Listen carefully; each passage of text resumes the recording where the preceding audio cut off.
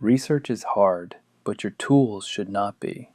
Subthesis.com is the free alternative to expensive software. Whether you need to calculate Cronbach's alpha or organize your field notes, Subthesis has a tool for it. No paywalls and no registration required. Check the link in the description and let's dive into today's lesson. Welcome to our video on understanding IRB and research ethics. If you're conducting research involving human subjects, which includes most social science, education, health, and behavioral research, you'll need to navigate the Institutional Review Board, or IRB, process. For many graduate students, the IRB feels like a bureaucratic obstacle, a hoop to jump through before real research can begin. This perspective misses something crucial. The IRB exists because researchers have historically harmed people, sometimes grievously. The ethical oversight system we have today emerged from genuine atrocities and serious violations of human dignity.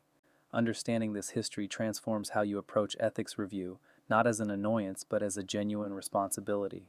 Over the next 20 minutes, we'll explore why research ethics oversight exists, how the IRB process works at most institutions, what ethical principles should guide your research, and how to design studies that protect participants while still generating valuable knowledge. Whether you're planning surveys, interviews, experiments, or observations, this video will help you understand and navigate the ethical dimensions of your work. Research ethics isn't about checking boxes, it's about doing right by the people who trust you with their time, their stories, and their well-being. Research ethics oversight didn't emerge from abstract philosophy, it emerged from documented harm to human beings. Understanding this history grounds our ethical responsibilities. The Nuremberg trials following World War II exposed horrific medical experiments conducted on concentration camp prisoners without consent. The Nuremberg Code of 1947 established that voluntary consent is absolutely essential, that research must benefit society, and that subjects must be able to withdraw at any time. But these principles weren't immediately adopted in practice. The Tuskegee syphilis study ran from 1932 to 1972, deliberately leaving black men untreated for syphilis to observe the disease's progression, even after effective treatment became available. Participants were deceived about the study's nature and denied life-saving medicine. When exposed, this study shocked the public and catalyzed major reform. The National Research Act of 1974 and the Belmont Report of 1979 established the ethical principles and regulatory framework that still govern research today. The Common Rule, adopted by federal agencies, created standardized requirements for institutional review boards. These regulations exist because without them, researchers have demonstrated willingness to prioritize knowledge over human welfare. Trust in research, essential for recruitment, participation, and public support, depends on consistent ethical conduct. Every ethical violation harms not just immediate participants, but the entire research enterprise. The Belmont Report established 3 foundational principles that guide research ethics to this day. Understanding these principles helps you think through ethical challenges rather than just following rules. Respect for persons has 2 components. First, individuals should be treated as autonomous agents capable of making their own decisions. This grounds informed consent. People must understand what they're agreeing to and choose freely. Second, persons with diminished autonomy, children, cognitively impaired individuals, prisoners, deserve additional protection because they may be unable to protect themselves. Beneficence requires researchers to maximize possible benefits while minimizing possible harms. Research should be designed to produce valuable knowledge while subjecting participants to the least risk necessary. This principle requires honest assessment. Is this research worth doing? Are risks proportionate to potential benefits? Could we achieve the same knowledge with less risk? Justice concerns the fair distribution of research burdens and benefits. Who bears the risks of research, and who gains from the knowledge? Historically, vulnerable and marginalized populations were exploited for research that primarily benefited the privileged. Justice demands that we not systematically burden certain groups while others reap benefits. These principles don't provide algorithmic answers.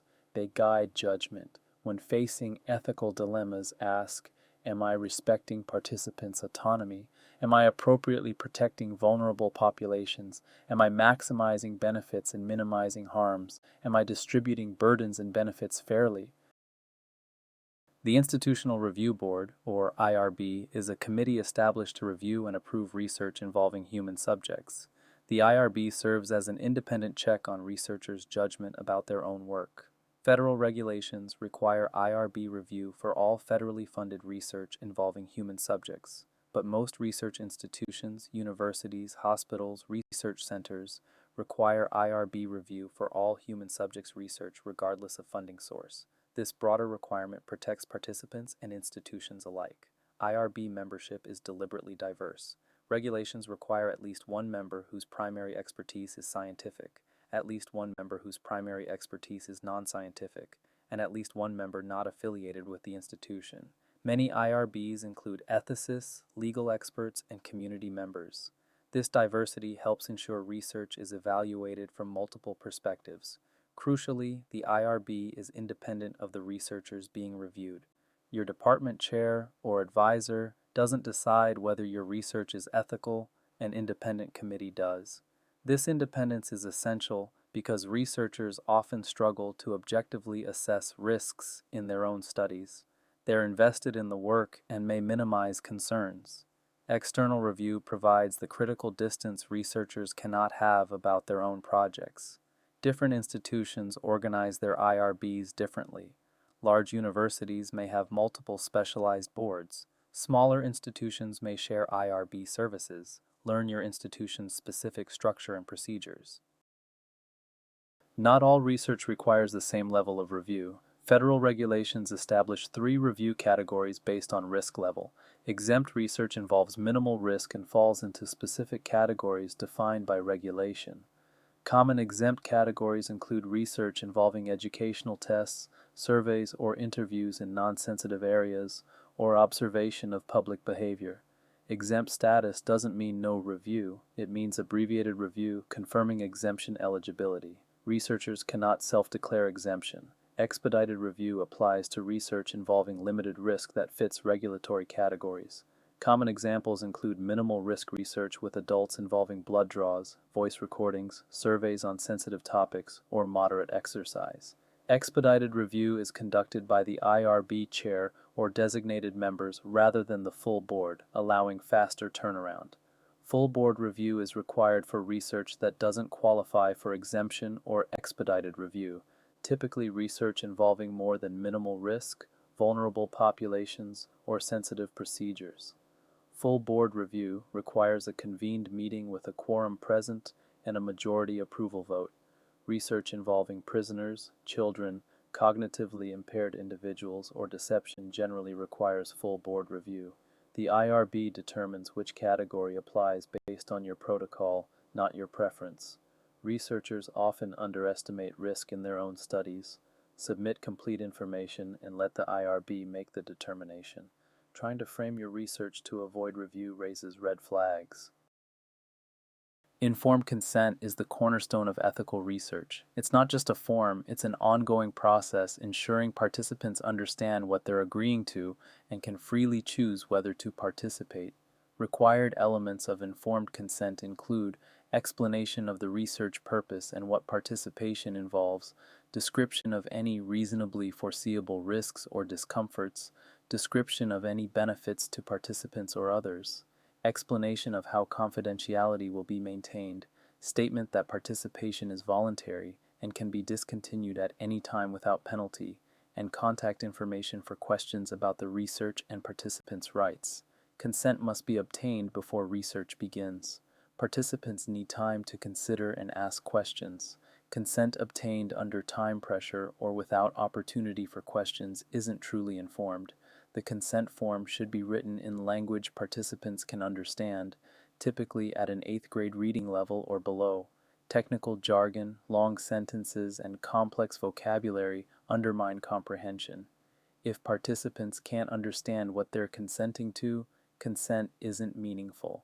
For some research, Written consent may be waived when the consent form would be the only identifying link to participants, when the research presents minimal risk, or when the research couldn't practicably be conducted with written consent.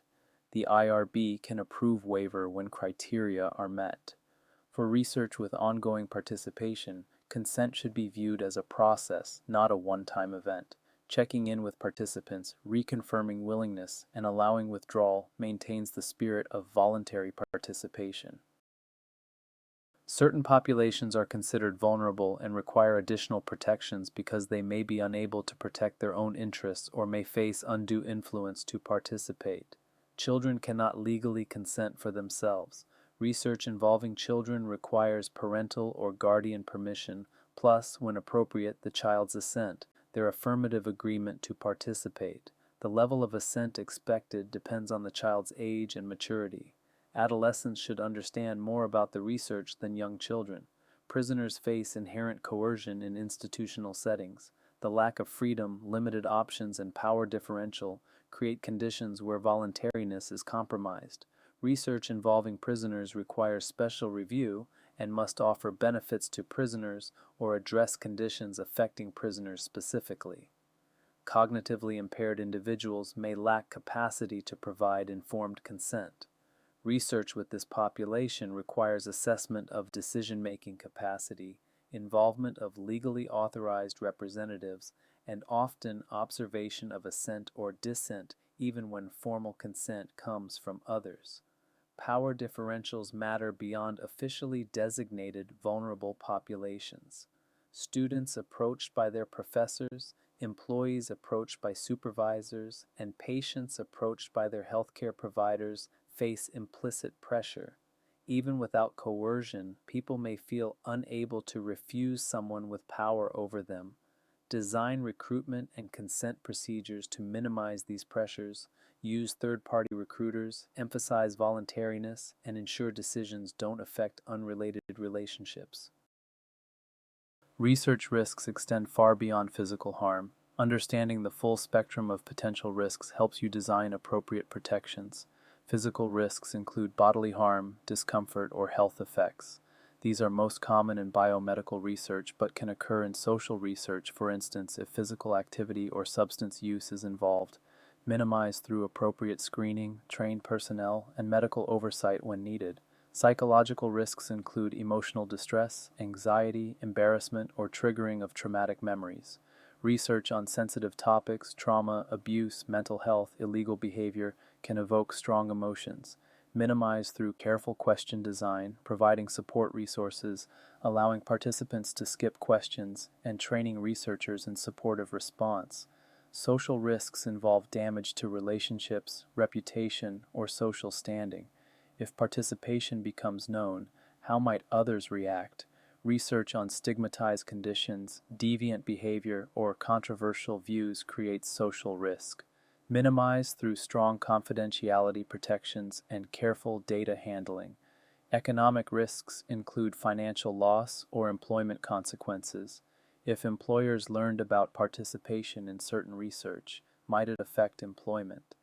Minimize through confidentiality and avoiding data collection that isn't necessary. Legal risks arise when research involves illegal activities or could produce information relevant to legal proceedings. Researchers can sometimes obtain certificates of confidentiality that protect data from legal compulsion, but these have limitations. Risk minimization is a core obligation. Once you've identified risks, design procedures that reduce them to the minimum necessary for the research while still achieving valid results. Privacy and confidentiality are related but distinct concepts, both essential to ethical research. Privacy concerns participants' control over access to themselves, their spaces, their bodies, their information. Respecting privacy means not intruding beyond what participants have agreed to, not observing private behavior without consent, and not accessing records without permission. Confidentiality concerns protecting information participants have shared. Once someone tells you something, confidentiality means keeping that information secure and not disclosing it inappropriately. Confidentiality is about what you do with information you've legitimately obtained. Protecting confidentiality begins with data collection. Collect only information necessary for your research. Don't gather identifying information you don't need. The less identifying data you have, the less can potentially be breached. Secure storage is essential. Password protect files.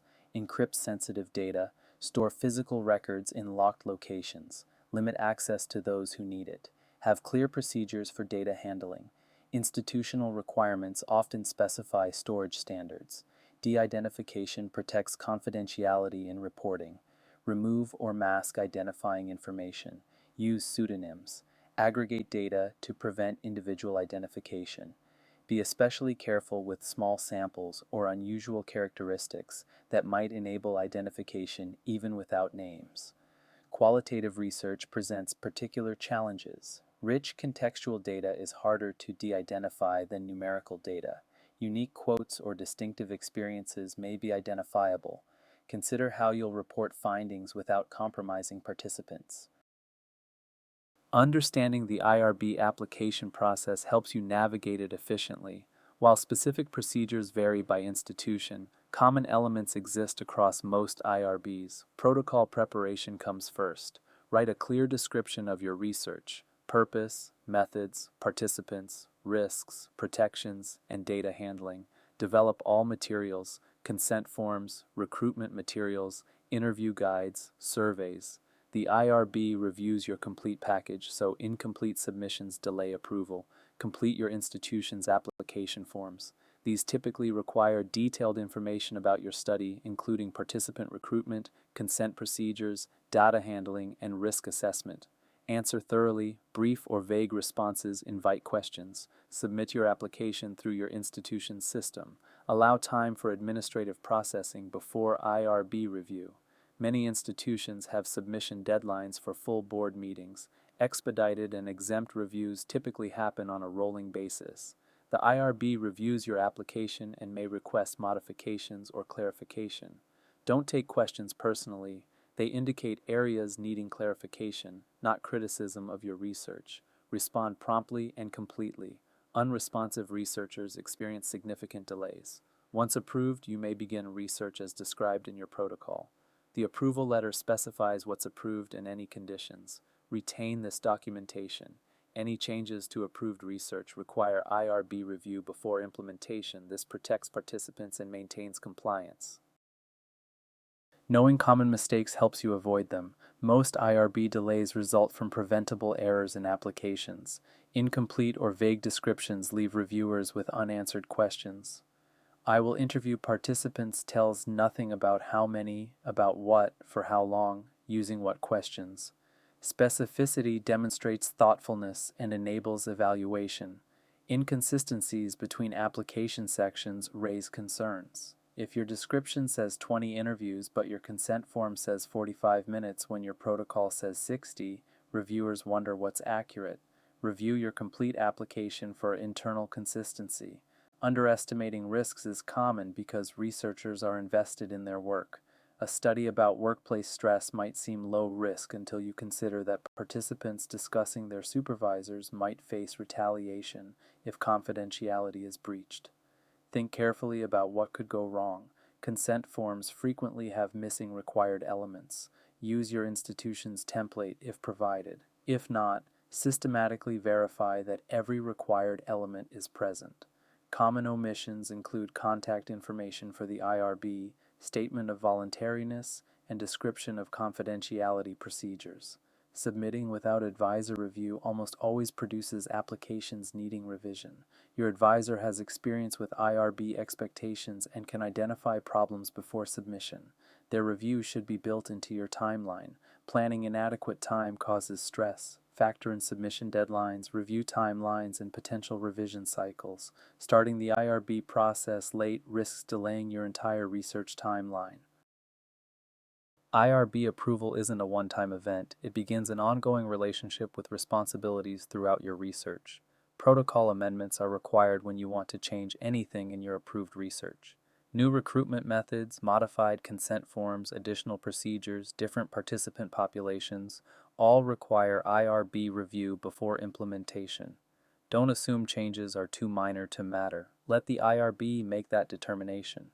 Annual continuing review maintains active approval for ongoing research. Before your approval expires, you'll submit a report on research progress, any problems encountered, and plans for continuation. If you miss renewal, your approval expires and research must stop until renewed. Adverse event reporting is required when research harms participants. If a participant experiences distress, injury, or other negative outcome related to participation, you must report to the IRB. Reporting isn't admission of wrongdoing, it's part of the protective oversight system. Don't assume events are too minor to report. Data management must follow your approved plan throughout the study. If you said data would be encrypted, encrypt it. If you said access would be limited to the research team, maintain those limits. If you said data would be destroyed after 5 years, track that timeline. Study closure notifies the IRB when research is complete. Close out your protocol rather than letting it lapse. This maintains accurate institutional records and confirms your research concluded appropriately. Deception in research misleading participants about some aspect of the study presents ethical tension. It conflicts with informed consent yet is sometimes necessary for valid results. When is deception acceptable? The research must require it. Studies of behavior that would change if participants knew the true purpose sometimes need deception. Strong scientific justification is required. Could the question be answered without deception? Why is this knowledge important enough to justify misleading people? Deception cannot cause harm that debriefing cannot address. Participants should leave the study no worse than they entered. If deception might cause lasting distress, for instance, leading someone to believe they've harmed another person, the study design is problematic regardless of debriefing. Debriefing must be provided promptly.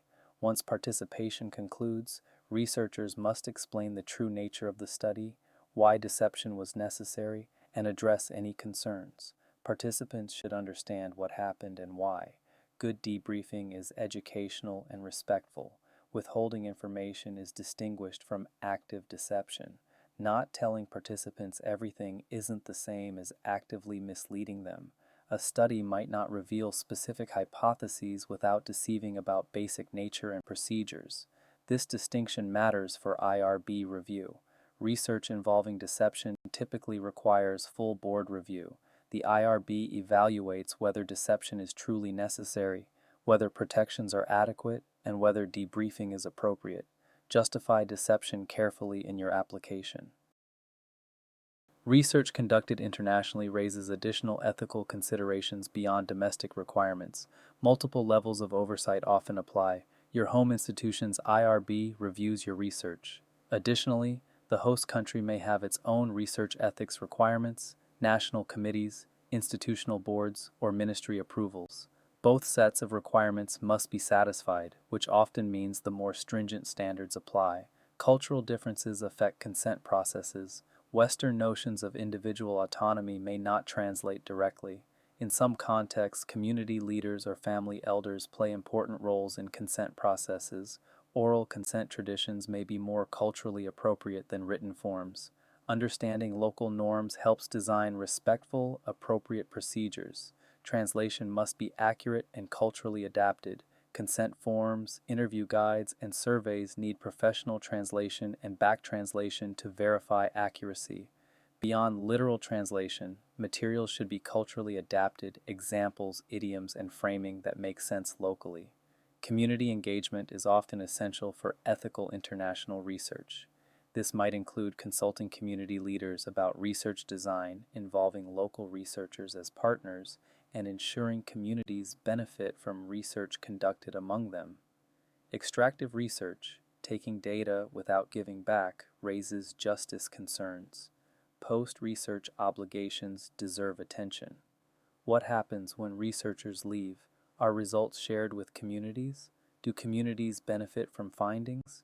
Ethical international research considers obligations beyond data collection through dissemination and action. Digital and online research raises ethical questions that regulations written in earlier eras don't fully address. Thoughtful researchers navigate these challenges carefully. Public online data isn't automatically fair game for research. Just because something is publicly accessible doesn't mean people expected it to be studied. A person posting in a support forum for a stigmatized condition might technically be public but reasonably expects privacy. Context matters for ethical evaluation. Reasonable expectations of privacy vary by platform and setting. Twitter users may expect public visibility differently than Facebook group members. Anonymous forum posters may expect privacy differently than verified public figures. Consider what participants likely expected when they posted. Platform terms of service may restrict research use. Many platforms prohibit scraping data or using data for research purposes. Violating terms of service raises ethical concerns even if legally ambiguous. Institutional policies may require compliance with platform terms.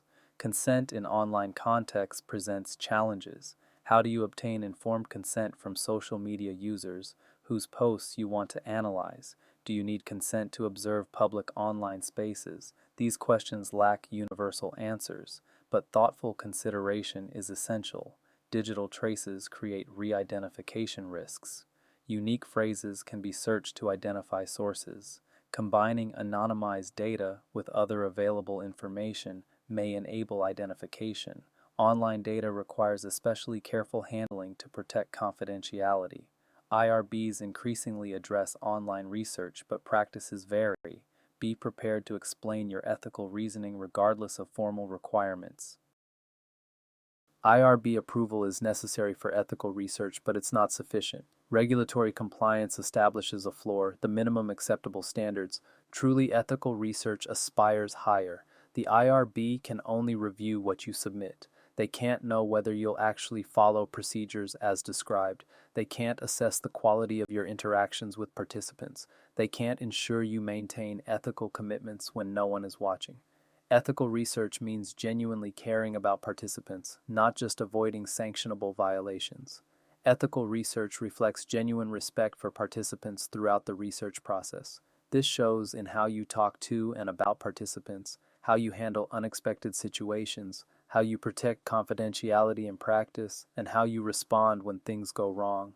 Forms and procedures are scaffolding for the deeper commitment. Consider participant experience holistically. Is participation burdensome? Is the setting comfortable? Are questions respectful? Will participants feel valued or exploited? Even technically compliant research can feel extractive if participant experience isn't considered.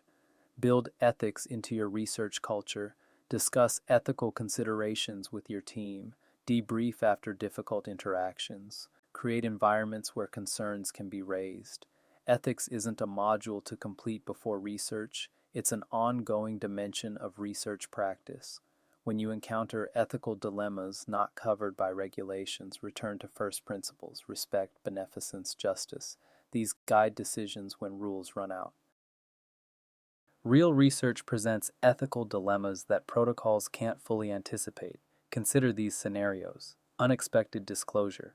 During an interview, a participant reveals they're being abused. Your consent form promises confidentiality, but you may have legal reporting obligations. What do you do? Knowing mandatory reporting requirements in advance and including appropriate language in consent forms helps, but the human moment of receiving such disclosure requires judgment and care beyond procedures. Dual relationships. You want to study the experiences of students in your program. You might have unique access and insight, but power dynamics complicate voluntary participation. Students may feel unable to decline. Research might affect grading or recommendations. These concerns might argue against researching your own students. Confidentiality versus safety. A participant mentions plans to harm themselves or others. Confidentiality is promised, but safety concerns may override. Protocols should address such contingencies, but implementing them requires delicate judgment. Participant distress. An interview about a difficult topic causes unexpected distress. The participant is crying and struggling. Do you continue, pause, or stop? How do you balance research goals with participant welfare in the moment? Conflicting stakeholder interests. A funder wants certain findings emphasized while honest reporting would present a more complex picture. How do you navigate external pressure while maintaining integrity? These dilemmas have no algorithmic solutions. They require ethical judgment informed by principles, consultation with advisors, and genuine concern for affected parties. Multiple resources support your ethical research practice. Know what's available and use it. Your IRB office is a primary resource. Staff can answer questions about requirements, help interpret regulations, and clarify submission procedures. Many IRBs offer pre-submission consultations for complex protocols. Don't view the IRB as adversarial. They want to help you conduct approvable research. Required ethics training, often through CITI, the Collaborative Institutional Training Initiative, provides foundational knowledge. Most institutions require completion before IRB submission. Engage with this training seriously. It covers scenarios you'll actually encounter. Your advisor provides field-specific guidance. They know ethical norms in your discipline, common challenges in your type of research, and can help you think through dilemmas. Build ethics discussions into your regular advising conversations. Professional associations publish ethical codes relevant to their disciplines. The American Psychological Association, American Educational Research Association, American Sociological Association, and others maintain ethical standards that complement federal regulations. These codes address discipline-specific considerations. Some institutions offer research ethics consultation services for complex dilemmas.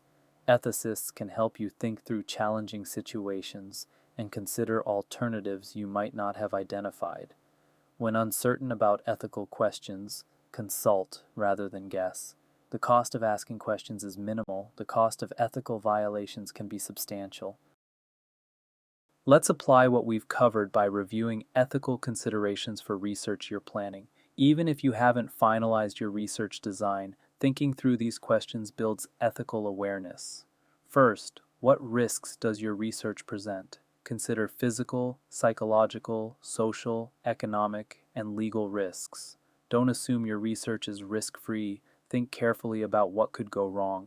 How will you minimize identified risks through study design and procedures? Second, how will consent be obtained and documented?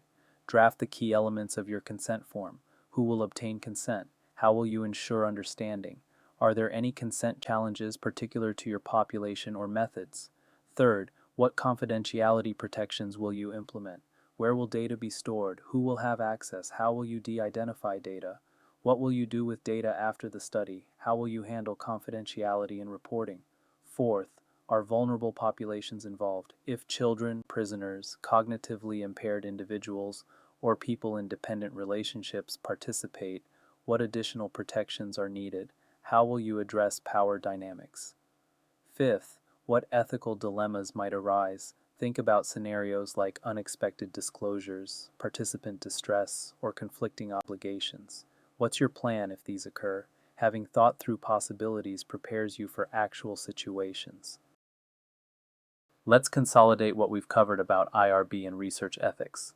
Research ethics oversight exists because researchers have harmed people. This isn't ancient history. The Tuskegee study continued until 1972. Regulations and review processes emerged from documented violations that exploited vulnerable populations and violated basic human dignity. The Belmont principles, respect for persons, beneficence, and justice, provide the ethical framework guiding research with human subjects. These principles help you think through ethical challenges that regulations don't specifically address. Return to them when facing difficult decisions.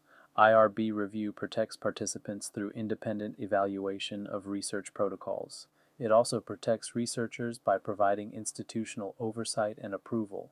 Navigate the process thoughtfully, viewing the IRB as a partner in ethical research rather than an obstacle to overcome. Regulatory compliance establishes a floor, not a ceiling. Truly ethical research goes beyond minimum requirements to reflect genuine respect for participants, careful attention to their experience, and ongoing ethical awareness throughout the research process. Ethics is practice, not just procedure. In our next video, we'll explore data collection best practices, the practicalities of gathering high-quality data while maintaining the ethical standards we've discussed. Ethical principles established here directly inform how you interact with participants and handle the information they provide. Writing the thesis is a marathon, not a sprint, but you do not have to run it alone. If you are feeling stuck with your data or overwhelmed by your sources, let us help. Head over to subthesis.com. It is completely free and designed to make your life easier. You are making progress. Keep going. And don't forget to subscribe for more support.